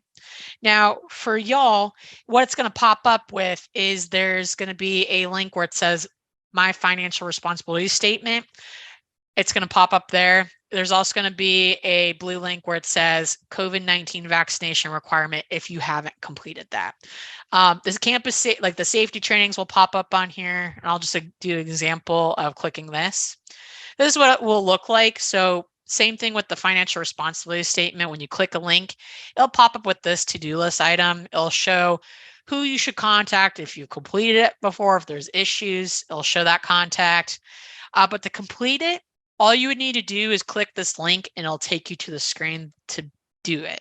Now for the financial responsibility statement, it'll pop up with a link that says financial responsibility statement. You'll click that and then it'll pop up with 3 questions. And it's pretty much just saying, I will pay for X, Y, and Z. Click it and press submit and it'll clear off your account automatically. Now the safety trainings, it takes a little bit. So like 7 to 14 days. It might be quicker, but that's just something to be mindful of is those aren't automatically taken off your list. Now you might see other things that are on your list. Like if it says refund, like set up refund payment, or like it might show up as like, other items that are like set up phone number, different things like that. Those are not required. The only things I want you to worry about are what are listed under Program 60 Step 5. So if it's anything under that, and maybe, those are the things that you worry about, but if it's anything other than that, don't worry about it. Unless someone reaches out to you that says, hey, then let me know. And that means there's some new change that happened that I was unaware of. But that's kind of how you get to your to-do list. So like I said, once you complete the financial responsibility statement, it will be automatically taken off. Let's see if this will actually move. Okay, cool. So it'll automatically be taken off. Now, one way to know if you haven't completed it for the term is it'll pop up under your holds. So under your holds, it'll say there's a hold. You can click that hold and it'll say complete financial responsibility statement. Once you've completed it, it will take that hold off automatically. Now, the COVID-19 vaccination requirement, for those that are new, it won't pop up on your holds until about probably in a couple weeks. So it's better to do it now than wait. Otherwise, you'll have a hold and it takes a little bit more to process and things like that. And like I said, I'm going to show you how to do that. If there's holds on your account, that means you won't be able to enroll. So that's why it's always important to do this step before enrolling. So just get in the mindset of making sure you remind yourself to do that. All right. So I know there's questions about COVID-19 vaccination requirement. We're going to go ahead and I'll do some demos on how to complete this. Regarding, I know there's a question about, if it's under the to-do list items, the vaccination thing, that's not COVID. It's something that they're going to keep on there. It's not going to affect your account. I wouldn't worry about it. The only way to worry about it is if the student health services reach out to you, but it'll stay on your account, but you won't need to do it unless it causes a hold. Then reach out to me. But again, in all my years of Program 60, hasn't happened. So we're okay. So COVID-19. So we are going to first cover a couple things before I demo it. There's 2 things you have to worry about. The first thing you have to worry about is submitting your COVID-19 vaccination card or your exemption. Now, I'll show you 2 ways to do it. The easiest way that I recommend people doing it, especially since sometimes, uploading cards on a database, it gets, a little funky, is just taking a picture front and back of your card or your exemption and sending it as an email attachment to vaccination@osu.edu. And that's what this is right here. That directly gets sent to them. They process it. That first part gets taken care of. The second part, which is oftentimes what people forget, is signing the consent release form. And that's on MyBuckMD. So we're going to log in to show you how to do that. That's the part where it pretty much just indicates that you're okay with Ohio State University having that information that you have the COVID-19 vaccination or the valid exemption. Valid exemptions is medical or religious, and I'll show you where that form's at on the website. One thing I do want to note is if you're trying to get an exemption, just note it's going to take a little bit of time because you also have to get it notarized. That's something that Ohio State University put in place. If there's questions about that, you can always reach out to Student Health Services, this number right here. You can also visit the Safe and Healthy Buckeyes website, as that also will have information on the latest updates and things like that. So we're going to go ahead and we'll first go to the Program 60 website under this section, so that way you know where it's at. It's under step 5, review your to-do list. And we are going to go to this section right here, which is going to MyBuckMD. This is something you automatically have as being part of Program 60. So when you go to the MyBuckMD website, it's going to pop up with this. You're going to click the first red link, which is MyBuckMD, to get to that database. Now note, if you're looking for the exemption, that form is right over here. So that's where you do it. You download it, you fill it out, get notarized, all that good stuff. There's also the consent form here in case there's issues doing the steps online. But again, you can always reach out to the Student Health Services with any questions about this. But we'll go ahead and we're going to log into MyBuckMD. And this is what's going to, it'll ask you to log in. So last name, number, password, all the good stuff. And it's going to pop up with this. Now, the section for uploading cards, you just go to document upload for that. And then it'll just ask you for, your card. So the, let's see, where's that at? Yeah, so the COVID-19 vaccination record's right there. So you click that one and then you would upload it. Now, if there's issues, like I said, take a picture of it, send it vaccination@osu.edu. So that's how you complete that step. Second step is you would go to My Forms. It'll pop up under My Forms. If I already completed mine, so it won't pop up. But for this step, it'll say consent release form. It'll pop up right here with a link. You're going to click that one. There might be other links for you to click, but the only one you have to worry about is the consent release form. From there, you'll click that. It'll then prompt you to just input some information, and then you'll need to make sure you allow pop-ups because they'll pop up with just confirming yes, the information is correct. And then from there, you will do an electronic signature. So that pop-up's electronic signature will pop up and you'll do that, click submit, and that will take that off and you'll know that you've completed it if that consent release form link is off of here. If there's issues, reach out to Student Health Services for information on how to navigate that, just because that is their platform for that. Once you've completed that, it takes about 2 to 3 days for them to process. Now note with the holiday, it might take a little longer, but usually it's a pretty quick turnaround for that. If you've been in the program for a while and you've had holds on there, it's going to take a little bit longer because they have to go through and take that hold off your account. But that's kind of how you do the COVID-19 step. And I will be sending a guide that has more of the screenshots for you. So that way you can reference that if that was, you just need a little bit more like a hands-on guided thing for you to walk through that. So, but that's how you complete the COVID-19 requirement. Now, the part we've been waiting for. Once you've completed all your to-do list items, you're good to go. We'll be able to walk through on how to enroll in classes. I'm going to send a document guide on how to, if you want to try to self-enroll in classes, you can. I'll send that guide.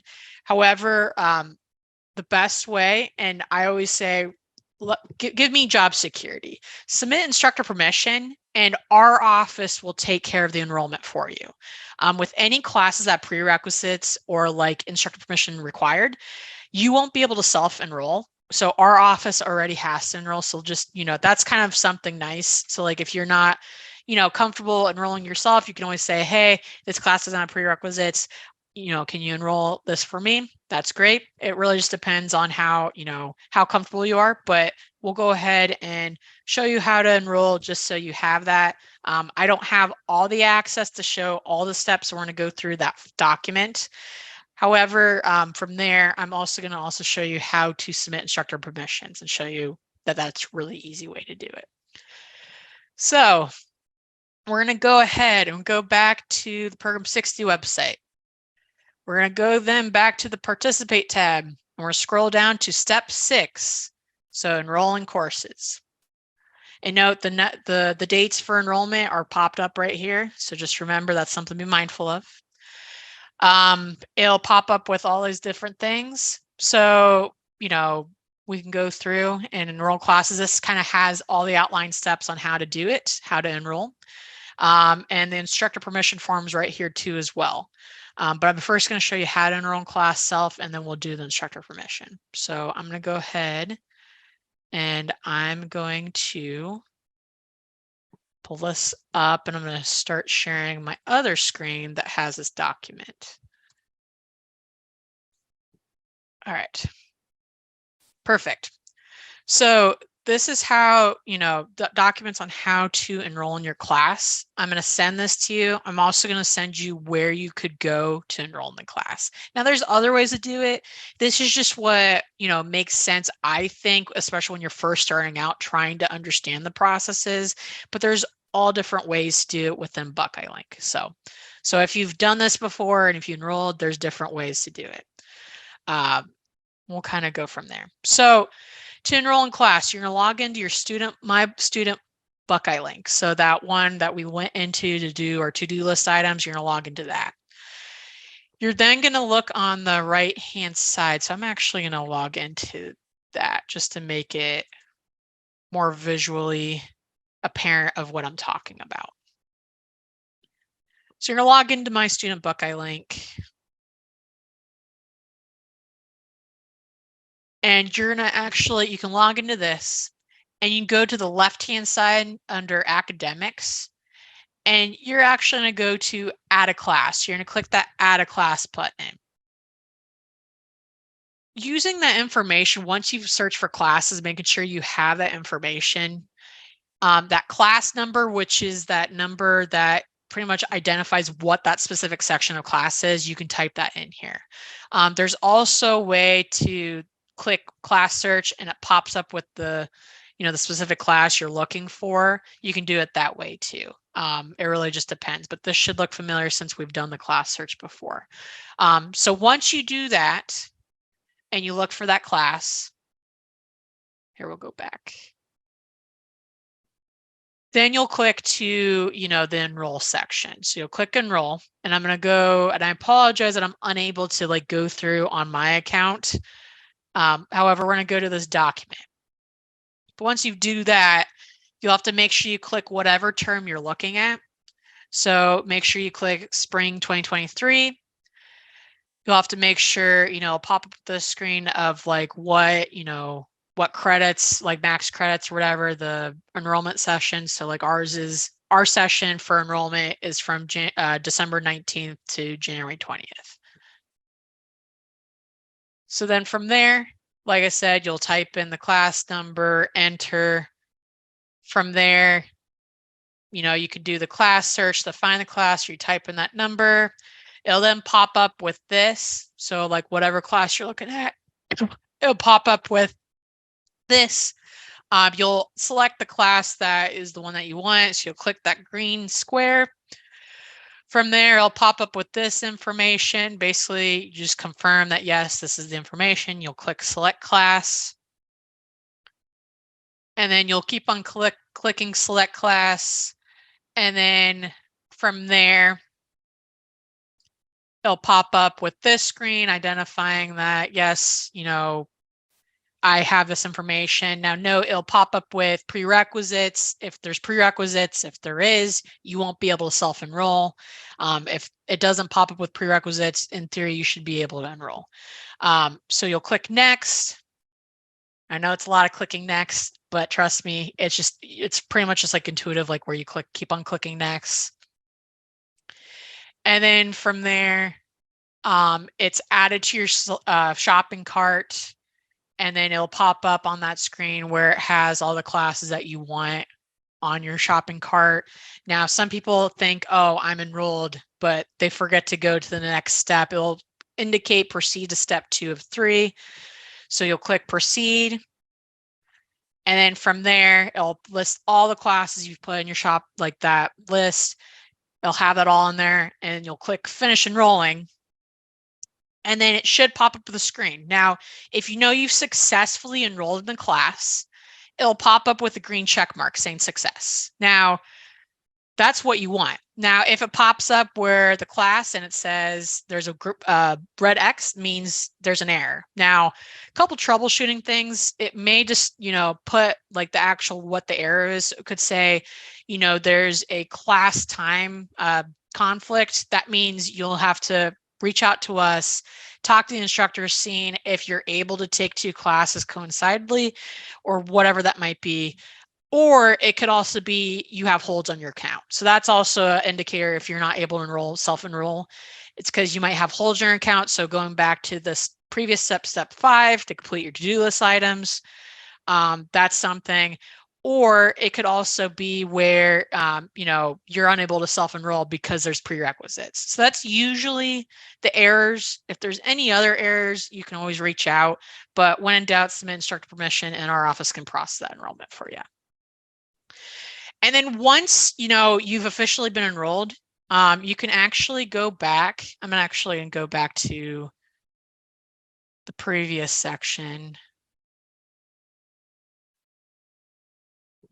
Okay, we're actually going to go back here. This is going to be a little funky with me right now. So once you've been officially enrolled, you can go back to this home screen. And if you've successfully done it, your classes should pop up right here. So that's one indicator to know you've done it. Then what I would recommend you doing is going to my class schedule. And then from there, it'll have the list. And at the top right corner, it'll say buy my books. If there's books associated with the class, you can click that and it'll take you to the Ohio State Barnes & Noble website. And then there's a class search engine, which I'll forward that later on throughout the enrollment period with that information. Now, note if the class has Carmen books associated with or digital book associated, you won't have to go through the Barnes & Noble. It's already embedded in the class. And so I'll kind of show you what that means and what that looks like. So that's just a couple things to be mindful of. So that's if you're self-enrolling in a class. So just heads up with that. And yes, to answer your question, regards to Program 60 participants automatically enrolled for audit as opposed to letter grade, yes, the way when you register as Program 60 participant, you're automatically put as audit. So you don't take classes for credit ever. The only way you could take classes if you applied to be in a degree seeking program. So that's just something mindful of. You're automatic. You don't have to do anything. That's just the behind the scenes work. And the enrolling in classes is automatic. So once you're enrolled in the class, you're enrolled. It does take a couple of days for it to fully process into Carmen, which is where you access your class. Now, we're going to talk about that later, but that's just something to be mindful of too. All right, so we've done that part of looking at the class, completing your to-do list items, enrolling in class if you're self-enrolling. Now, submitting instructor permission. Like I said, we really highly recommend you utilizing this form because it prompts you to put in the right information and it helps us be as efficient as possible. You can submit permissions by emailing the instructor directly, but then you have to remember to forward that to us and making sure all that information's in there. So the form is easy once you kind of get used to using it. So it's under the step 6. You're going to scroll halfway down the page and instructor permission. You'll just click this Program 60 enrollment request form. And then using information from one class that I have, I'm going to go ahead and go through and do that. So we're going to go ahead. It'll prompt you all the information that's required. There's also a nice diagram that goes through in case you forget what information is required based off of what class you're looking at. But we're going to go ahead and always click begin. So scroll up the bottom, click begin. You'll type in your first name and your last name, and then your last name dot number, and then I'm just going to do my email. So that way I have that. There, you're going to click next. Just remember, Program 60 participants can take classes at any of the campuses. Just note that if it's an in-person, you'd be expected to go to it. Not all classes are offered online and not all classes are offered in person. So that's just something to be mindful of.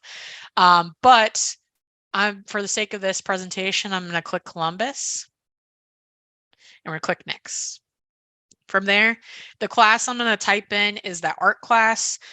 These sections right here, it's specific classes that have different requirements, and this actually gets sent to automatically to that department too as well. So that's just something where it helps them stay in the know. So like if your class is in chemistry, math, gerontology, or Spanish and Portuguese, you could click those. But if you forget that, always click all others and it'll work out nicely. So you'll click all others, you'll scroll down, and then here's that nice diagram here. You'll just type in the information for the class. So I'm going to do that art class. The course number is the 2000 course that I had, and that class number, which is this number right here that's on the course description area, is 30144. From there, it's going to pop up. This form gets sent to that instructor specifically. So you'll have to search for their email. Now, I'm going to show you two different ways to look for their email address. There's one way where you can use the database of what we have and it'll pull it up, but sometimes it doesn't work, as maybe it's a new instructor or whatever that might be.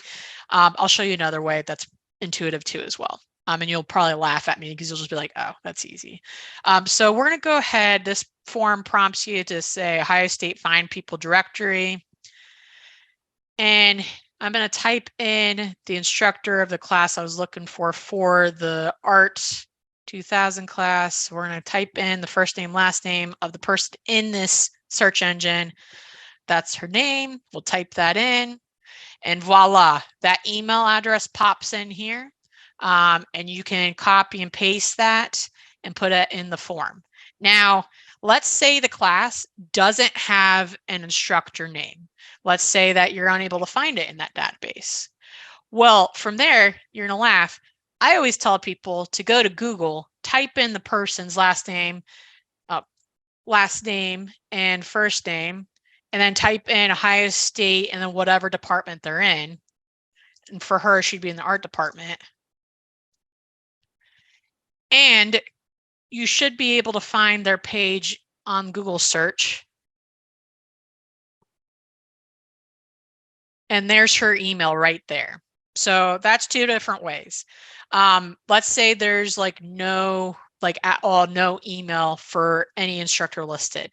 What I recommend doing is doing a Google search, typing in the department of Ohio State, whatever department that class would be in. And then typically at the bottom of any homepage, there would be a contact email information at the very bottom, and you would just put that in there. That's just their general department, and they would direct that permission to whoever would be teaching the class or the department director or things like that. All right, so since I'm not actually going to send this permission because I'm unable to be Program 60 participant, I'm just going to type in my email address, but you'll have to type it in both sections, and this just confirms it. So that way you're able to get it to the right place. From there, this section is just indicating if there's a lab associated with the class. So like, for instance, that biology class we looked at earlier, you would type in just like that, that class number that's associated with it. So that section where it's at, and you'd put that here. But since this art class doesn't have it, I'll click no. The semester we're applying for is 2023. And then this section right here is where you can describe your previous background, what, maybe you have academic background, some area. You pretty much just sell yourself in this spot. You can also identify that I've taken X, Y, and Z, or you're just interested in this area and would like to do it. You can also outline what your level expectation is.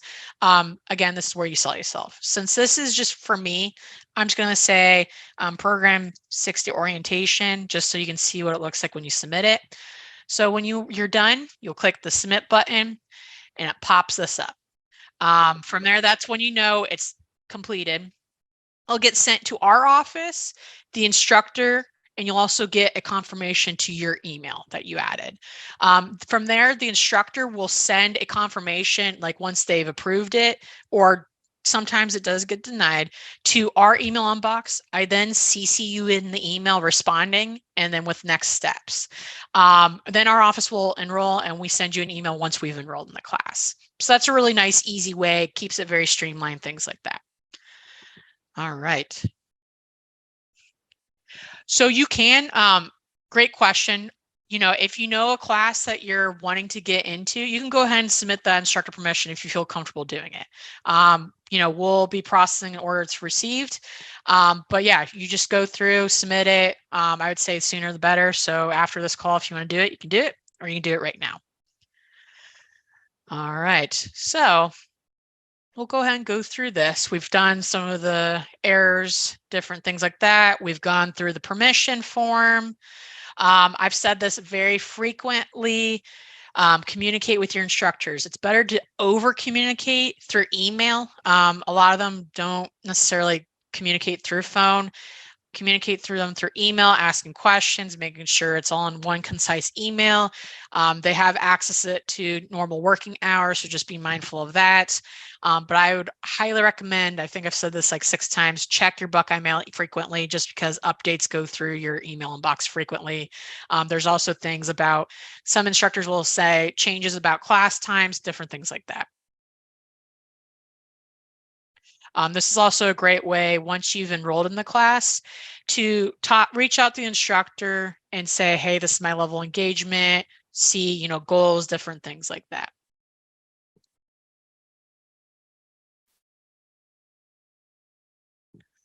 All right. So once we've kind of enrolled in different things like that, then, you know, going back, remember looking at the class description. If there's fees that are associated, need to make sure you check your Buckeye Link, your student Buckeye Link account frequently, just because it's not automatically accrued on your account. So you'll just need to make sure you refer back to that. So I'm going to show you where to go to set up and pay for those if you have to pay for fees. And again, checking your statement account on your Buckeye Link is the best way to handle this. So we're going to go ahead and we'll go back here to my student Buckeye Link account. You'll log in, go back to here. When you know there's a student fee associated, so you'll have your classes here. That's just saying that you're enrolled. This is just the backhand things. It's not where you access the actual class. Where you'll know you'll have fees associated with your class is right here. It'll pop up as, let's say the class had $50 associated with it. It'll pop up right here that you need to pay.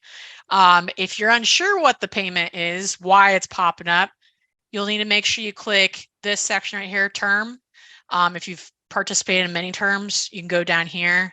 You'll click spring 2023, and then you'll click this link that says statement of account. It'll pop up and it will itemize what fees are associated, like why are you having this charge.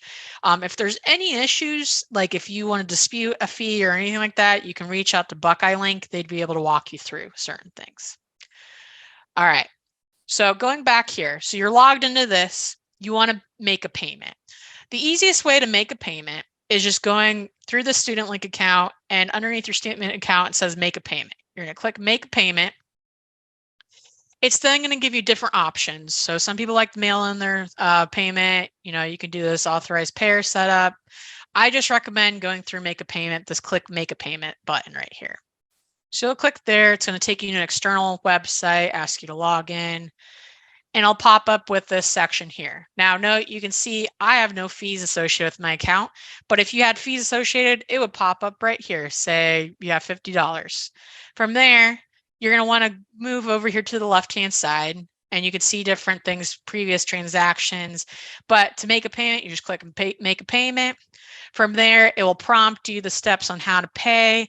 different things like that. And if there's any questions, reach out to Buckeye Link and they'd be able to assist you. But that's how you make a payment. Once your payment's been processed, that'll take off your account and then you'll be good. Now, if you fail to make a payment and, let's say further down the line, you forget to check your Buckeye Link, there will be eventually a hold on your account and it'll prevent you from rolling in other future terms until that's handled. So that's just something to be mindful of, is always check your My Student Buckeye Link account. Always, ask questions, reach out if you have any questions. Yes, you can ask permission even if it's not the 19th yet. So great questions on that. All right, so we're going to go ahead and go back to here. So once that's been, associated, things like that, you've paid it, great.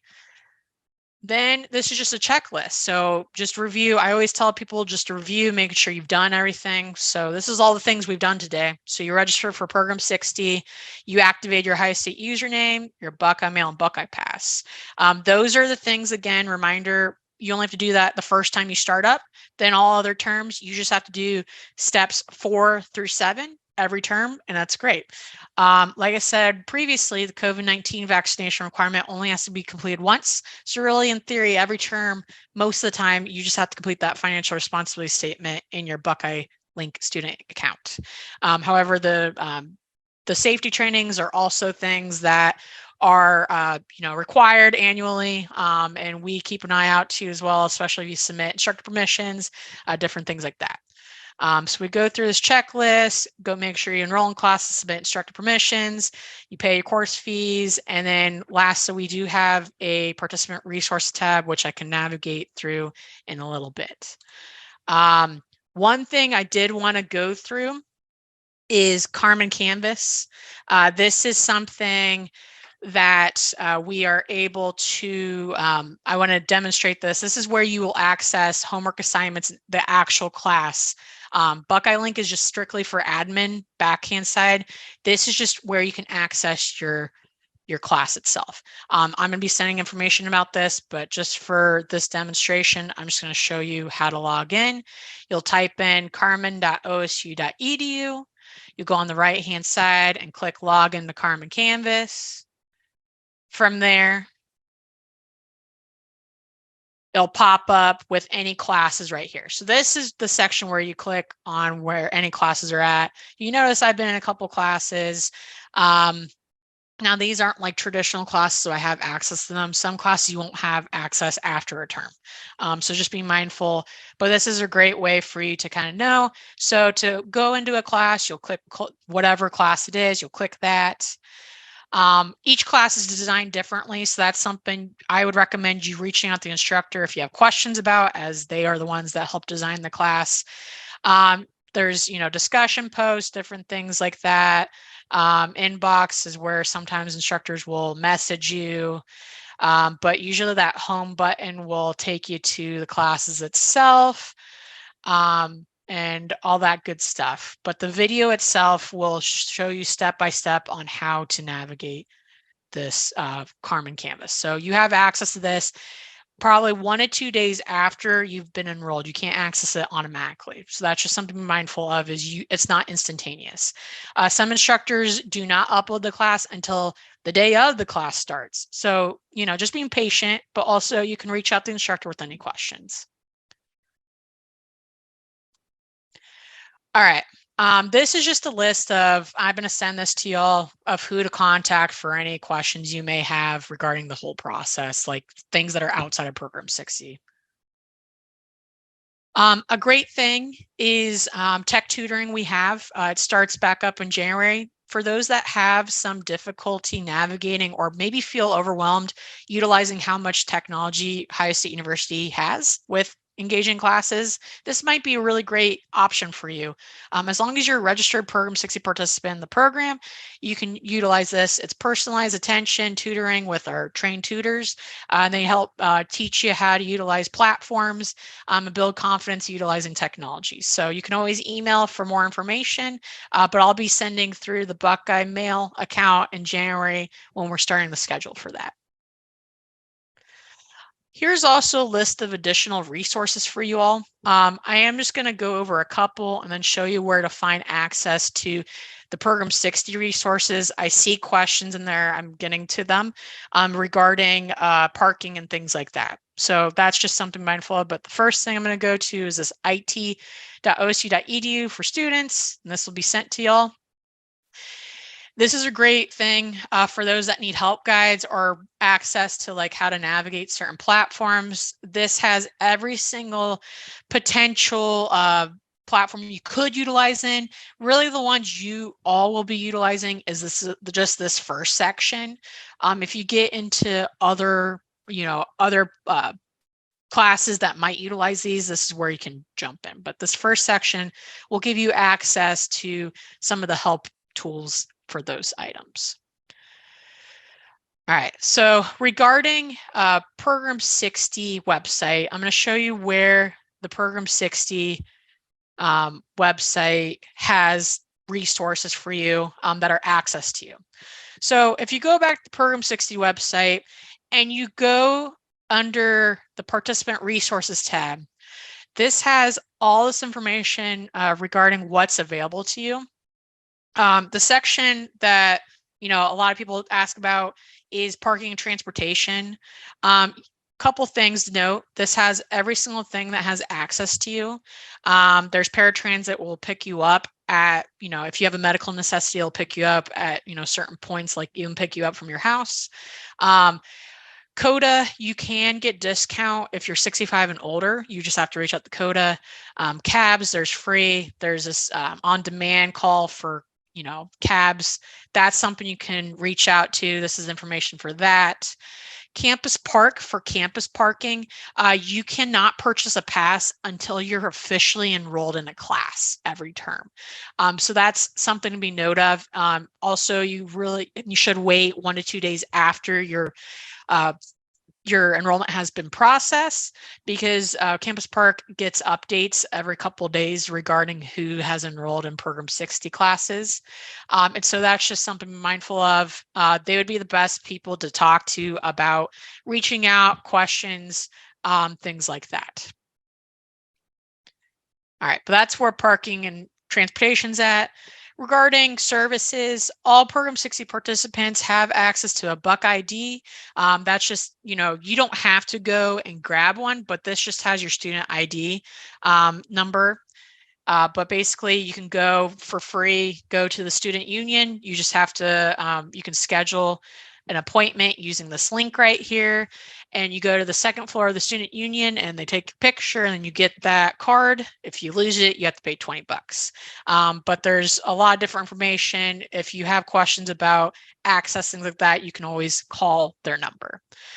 Carmen Books is that book, the digital book fee that I showed you on classes. This, again, I send information about. It's important, if once you talk to your instructor, if they say yes, it's cool to opt out before the first Friday. Other than that, you're going to end up being charged for it. If you log into the class and use the book, you're going to be charged for it. So it's very important to, do that as soon as you can. Carmen Canvas is what we went over. We have tech tutoring. Disability service is great for those that might need some assistance other than what, things in regards to accommodations for in-classroom things. You have access to the library, so that's really great. You can use online and in person. Just show up, have your last name number or your Buck ID, and they can get you in. And yeah, you can get discount rate for being 16 older to use the RPAC. One thing I like to lastly hit on is you do not get access to football tickets, unfortunately. And you're also unable to participate in study abroad classes. And that's just because of payment and the fact that, you can't audit a study abroad class. One thing I do want to mention too is under this participant resources tab. Since this is being recorded, it will be posted under this online orientation section, so you can always refer back to it. Right now we have previous terms on here, same information, just different dates. So that's just something. And then there's also frequently asked questions, so you can always refer to this with frequently frequently asked questions, or you can always reach out to us at program60@osu.edu with any questions about that. And then one thing I do want to mention, I'll send this in the email too. There is a Program 60 association that is not associated with Program 60, but it is participants that are in the program. They meet once a quarter. They do social events, different things like that. So if you want to meet others in the program, it's a really great way. You can find that on the Program 60 website under more opportunities. And this is all the information from here. You can email Anand right there, and they'd be able to take care of you from there. All right, just last things. And I realize it's 12, so if you need to jump off, you can. And then I'm going to answer some of the questions that have popped in that weren't really pertinent to any of the things that were talked about at this point. So we are starting up some more things. Keep an eye out in your email inbox. I'm going to be doing some coaching sessions, scheduling them. If you're interested, I'll be sending that email. Just respond to that email saying, hey, I'm interested. And it'll be a small group virtual setting where it'll be a little bit more personal, unlike this, where this is a lot of information. We'd be going over some of the skills that maybe you're unsure of or you need a little bit more assistance with, and you can talk amongst yourselves and learn together. So I'll be sending that out. In the summer, I am working on, as of now, getting the curriculum set up, but we're going to have some in-person workshops on how to navigate these things so that way you get more and more comfortable. It's free and it's accessible to you all. It's a lot of things that I know it's a lot of information right now, but this is more in-depth information. It's more personalized based off your needs. And then lastly, over the summer, I do this once a year resource webinar with all the departments on university. So like university libraries, tech tutoring, Carmen Canvas, IT help desk, they all join on a webinar and they talk about different things, their roles, things that you can ask them, things that, that demonstrate most common questions they get. So all those are coming up. I'm going to keep y'all updated in the Buckeye email world. So just keep an eye out in your emails. And lastly, thank you all so much for, jumping on. I know it's a lot of information. I know it's overwhelming. And, it's a lot to take in at once, but I just want to make sure we go into it in detail so you are as prepared as possible, especially if this is your first time engaging at The Ohio State University. But if there's any questions at all, feel free to email me, program60@osu.edu. Best way to get a hold of me. I'm able to answer questions, send you resources, and help navigate you. And don't worry, this is not the last time you'll hear from me.